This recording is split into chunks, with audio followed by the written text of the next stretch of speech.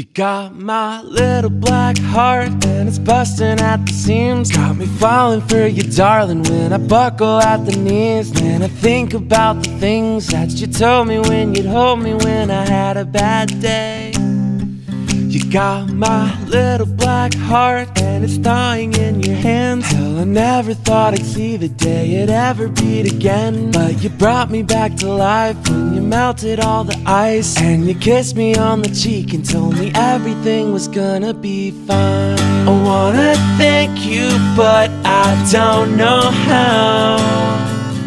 Here's the truth, if not for you, I might be dead right now.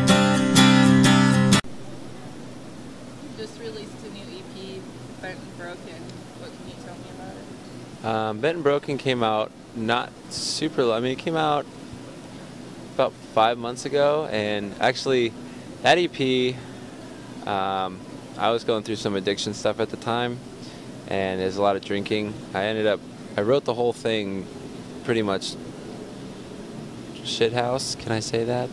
Yeah. Shithouse, yeah. And went in the studio and recorded it the same way, and my friend Corey went in and actually helped me in the studio because I couldn't even stand up to record a lot of the guitar, and like it was bad, you know, but we pulled it off, we released it, and then last year on Warped Tour I ended up quitting before Warped Tour, drinking, and then in Denver starting up again, and about Florida, it was like 5 days left to tour.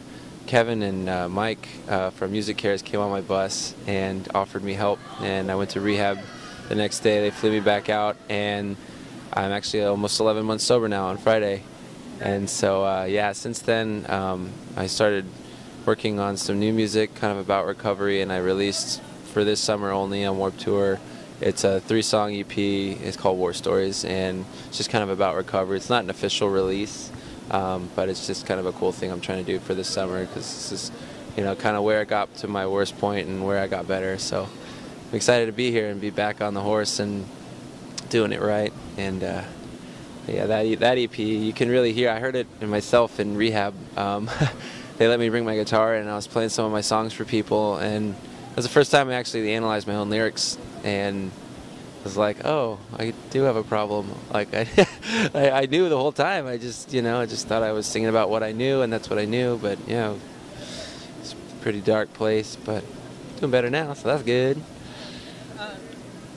Who or what like inspires or influences your songwriting besides your addiction?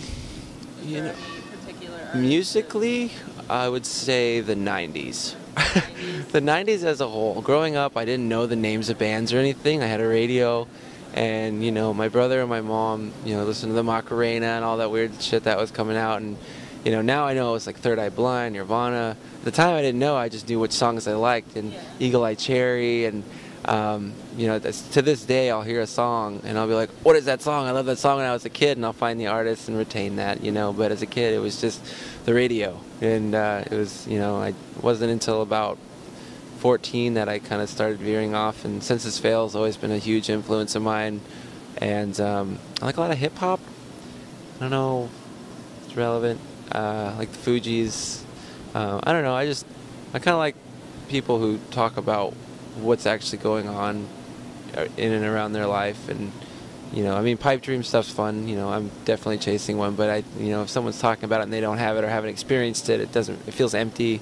But when someone's talking about something real that's happened, you know, I think it really hits home and speaks more to, you know, me as a listener, and you know, I can connect with that more. And I've always wanted to connect with people, and I know, and I hope everyone doesn't connect with my music, because that means they're not in the best place, you know. But there are a lot of people, especially as of late, that, you know, have come out and was like, yeah, I really connected with this song or that song, and I feel for them, and I'm glad that, you know, they're telling me that my music helps them, and it makes me feel really good to know that, you know, my real experiences on paper or on record, you know, have helped someone or impacted someone in a way that the music I used to listen to impacted me. This year you're doing the acoustic basement stage on how many days? It's the California dates except for Sacramento. So it's Pomona, Mountain View, Ventura, and San Diego, which is my hometown, which is tomorrow, which I'm really excited about, because a lot of... Tomorrow, San Diego. Or not tomorrow, I'm sorry. Wednesday? Yeah. Yeah. All the days kind of run together. I kind of just wake up in a new place. But yeah, I mean, a lot of my friends and stuff, they haven't really seen me. I've been moving around. I moved to Florida in December, and it was right after I had kind of gotten better, and I've been touring. And I mean, I'm really excited to kind of show my friends back home that I'm better, and you know, that I'm doing well, and kind of got my life together. And a lot of people are really excited to see me. And yeah, the whole tour has been great, though. I'm in the acoustic basement, which is awesome because I'm acoustic, so it stands to reason. But it's been a full tent every day, and I don't know these people. I always get a show of hands of who knows me. It's always like 2 or 3, and I ask people if they're just there for shade, and everyone's, you know, I'll get 2 or 3 of those, which I give free CDs for being honest. But the other ones come up afterwards, and they said they saw me on the website, or they heard me when they were walking by, and it's just really cool because it's the first time in my life, like, a ton of people, like, hear someone they don't know and they care, and they're like, oh, this is neat, I want to check this out. And I think that's what Warped Tour is about, is finding new music. And yeah, going to see the bands you know and love, you know, but there's so much new music here. I think it's so cool to, you know, kind of take a moment and, you know, see what else is really out here that haven't exposed yourself to or heard about yet, that a magazine or a TV show hasn't told you, like, hey, this is cool, you know. And it's just really cool to see that people still go out and find new music.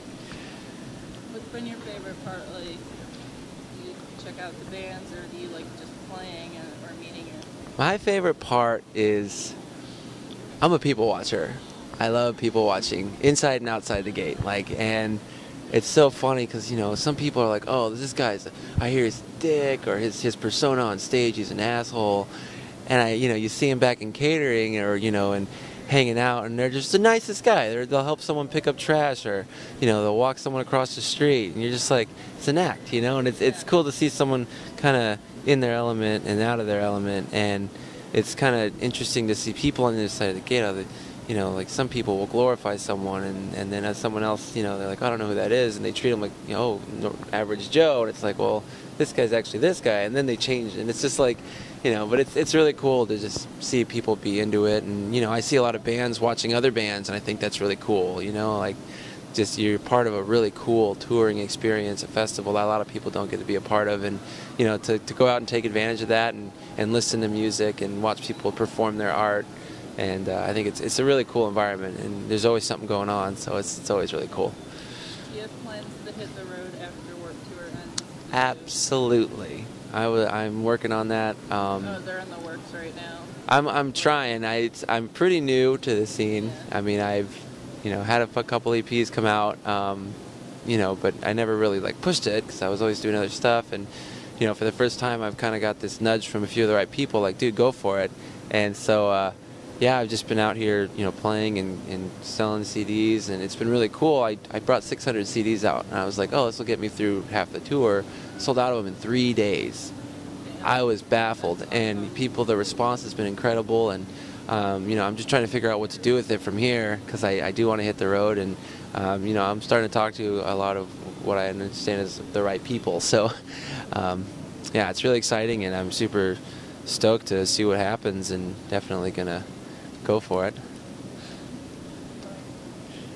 And the EPs are all acoustic, and you're doing the acoustic basement. Do you plan on doing like full band stuff in the future? I could. Just keeping it acoustic. I could go either way. I think there's a simplicity to acoustic music. I put a lot of my time into my lyrics, and I think sometimes lyrics can be lost behind a wall of music.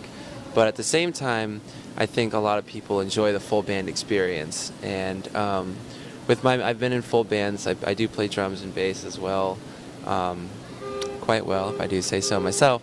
But yeah, I could see it happening. I could see it kind of morphing into that. I think starting acoustic, as far as touring goes, like being able to travel in a small car, an SUV, and getting from place to place makes a lot of sense.